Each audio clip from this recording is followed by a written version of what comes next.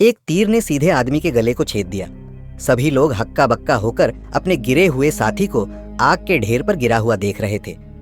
अज्ञात दिशा से आई इस हत्या के सामने वे केवल चौकसी कर सकते थे। जब एक और व्यक्ति गिरा तो एक व्यक्ति ने अनजाने में गोली चला दी, जिससे उसका साथी घायल हो गया। अज्ञात मृत्यु का सामना करते हुए भय ने उन पर काबू पा लिया और कुछ लोग अपने साथियों को छोड़कर जंगल से बाहर भाग गए, यह नहीं जानते हुए कि वहां जाना तो नर्क का रास्ता है। यह दुश्मन की योजना थी, जिससे वे लोगों को मौत के भय से बाहर निकालकर उन्हें पूरी तरह से अपने नजरों में ले आए।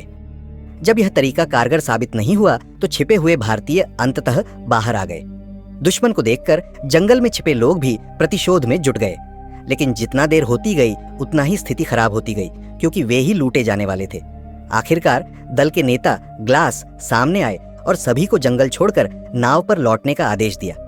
इस आदेश से दल में आत्मविश्वास आया और वे ग्लास के आदेश का पालन करने लगे, लेकिन इस प्रक्रिया में भी कई लोग भारतीयों के हाथों मारे गए।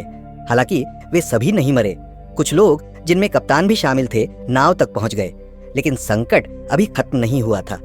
उनका भागना भारतीयों को और भी अधिक क्रोधित कर गया और वे सभी हमलावर हो गए। पूरे दल के विनाश का सामना करते हुए अनुभवी कप्तान ने तुरंत रस्सी काटने और उन साथियों को छोड़ने का आदेश दिया जो अभी तक नाव पर नहीं चढ़ पाए थे। उनकी निर्दयता के कारण कई लोग भारतीयों के हाथों मारे गए, लेकिन इससे नाव पर मौजूद कुछ लोगों की जान बच गई।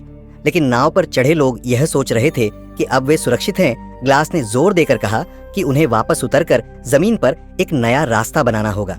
इस निर्णय का दल के लोगों ने विरोध किया, लेकिन कप्तान ने अंतिम निर्णय लिया और कहा कि ग्लास इस भूमि को सबसे अच्छी तरह समझते हैं। यद्यपि लौटने में कुछ सप्ताह लग सकते हैं, लेकिन जान बचाने से बेहतर और कुछ नहीं।